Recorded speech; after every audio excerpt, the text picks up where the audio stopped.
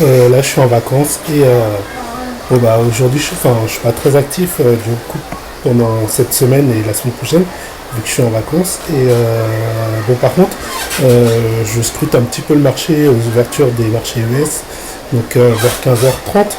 15h30 et hier en fait ce qui s'est passé, donc si je fais cette vidéo c'est plus par rapport à hier, mais je vais un peu aussi euh, vous dire des choses par rapport à ce qui est en train de se passer aujourd'hui sur le marché. Donc hier en fait mon compte sur les CFD, puisque j'ai une visu assez directe sur le compte CFD, et mon compte était en train de vraiment grimper. Hier à l'ouverture des marchés il était monté je crois vers 16h à plus de 500 et quelques euros, alors qu'il était à peu près à 440 et il était vraiment monté très haut. Et voilà, j'étais plutôt content. Et puis après, en fin de journée, je reviens de ma petite journée à la piscine et je me connecte vers 21h et là je vois déjà, enfin j'ai pas vu directement mon compte. Déjà j'ai vu en fait, bon j'avais un screener qui était sur, enfin j'avais mon trading view qui était sur une action et je vois l'action qui avait plongé. Et je lui dis tiens, c'est marrant, c'était une action à rebond.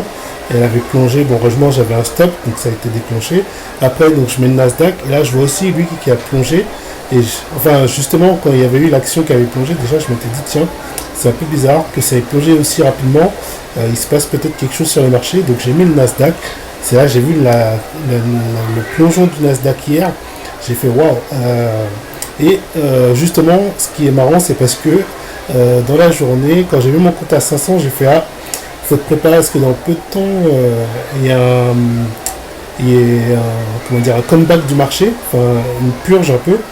Pourquoi? Parce que quand en fait, je vois c'est souvent ce que j'ai vu depuis des années. En fait, quand j'ai le compte qui commence à monter tranquillement comme ça, vous voyez, il monte pendant plusieurs jours et puis à un moment, il explose. Ben, souvent après, j'ai remarqué que dans la même journée, il se passe situation inverse, il y a un retournement qui se fait. Et donc voilà que en fait je pense que c'est des prises de profit qui se font à ce moment là, donc ça monte fort et puis après boum, changement dans la journée et ça dégringole. Et en fait c'est ce qu'on voit ici le Nasdaq. Donc hier, alors l'ouverture d'hier, parce que là bon c'est le futur, donc effectivement voilà, donc ça avait ouvert ici, donc c'est monté. Et vous voyez, ça a monté pendant quelques heures. Donc moi, vers 16h, je voyais le truc monter tranquille et tout. J'ai pas vu à l'apogée à 17h où en était le compte. Et vous voyez, directement après 17h30, boum, ça a commencé à plonger violemment. Et là, bah, moi, j'étais pas devant les marchés puisque je suis en congé et donc en vacances. Et donc, comme je suis en vacances, je fais une surveillance vraiment très light des marchés, de mes comptes. Par contre, ouais, je suis à fond sur mes stop loss pour éviter voilà, les gros gadins en cas de retournement violent du marché.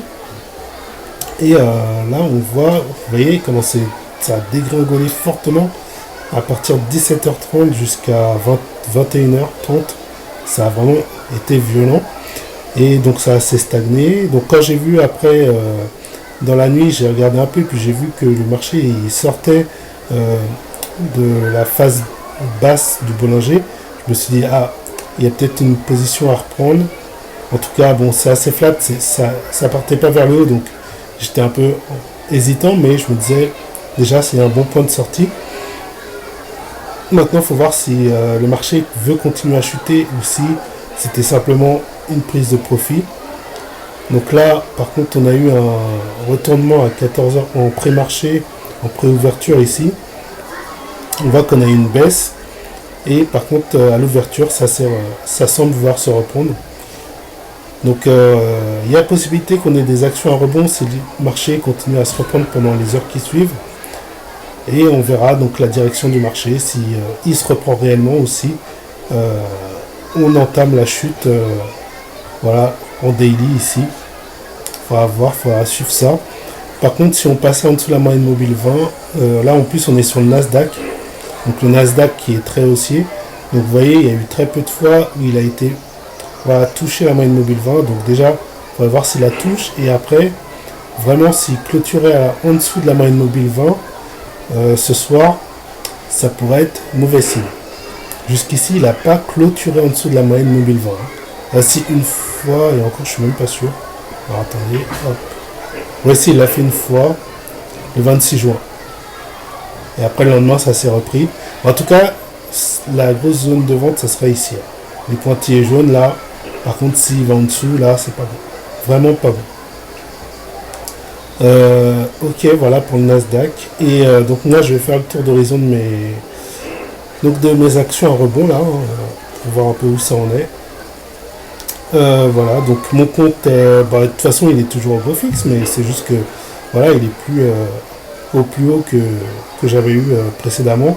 J'ai des valeurs qui ont clôturé, du coup, hein, normal. Donc voilà, on va voir s'il y a une reprise du marché ou pas. Ok, bon, et ben, j'arrête cette vidéo qui était simplement un petit point de vue par rapport aux derniers événements sur donc, le marché. Juste, je vais mettre quand même le marché futur du S&P. Alors si ça va bien. Hop. Ok, on recommence.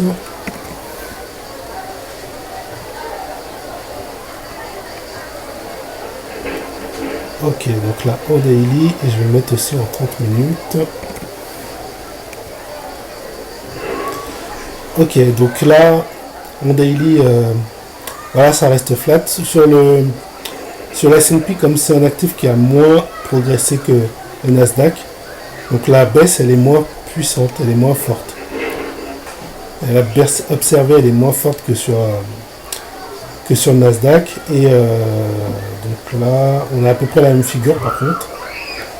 Vous voyez, hein, on a aussi cette baisse là, on a la reprise, mais qui est en train de pas se confirmer. Donc on pourrait très bien aller encore en baisser. Et on peut aller regarder le VIX, l'indice de volatilité du S&P. Donc déjà en intraday, on voit que le VIX il est haussier en ce moment. Et là, il est dans une zone neutre. Donc pour l'instant, le VIX il est voilà, il n'y a pas d'alerte parce qu'il est toujours, vous voyez, dans ce range. Donc pour l'instant, pas d'alerte, on n'est pas dans une panique. Il y a un mouvement, c'est certainement des prises de profit sur le marché. Il n'y a pas de panique, en tout cas pour le moment, au niveau du VIX, on est sur les niveaux qu'on était précédemment. Ok, voilà, on est toujours dans cette même zone. Tant qu'on ne sort pas de cette zone, au niveau du VIX, on ne peut pas parler, en tout cas, de panique sur le marché. Donc pour l'instant, j'ai pas de raison de revoir ma stratégie. Allez, j'arrête cette vidéo. Vous avez entendu mon fils qui m'appelle. Allez, à plus, ciao et bonne semaine. J'ai envie d'aller.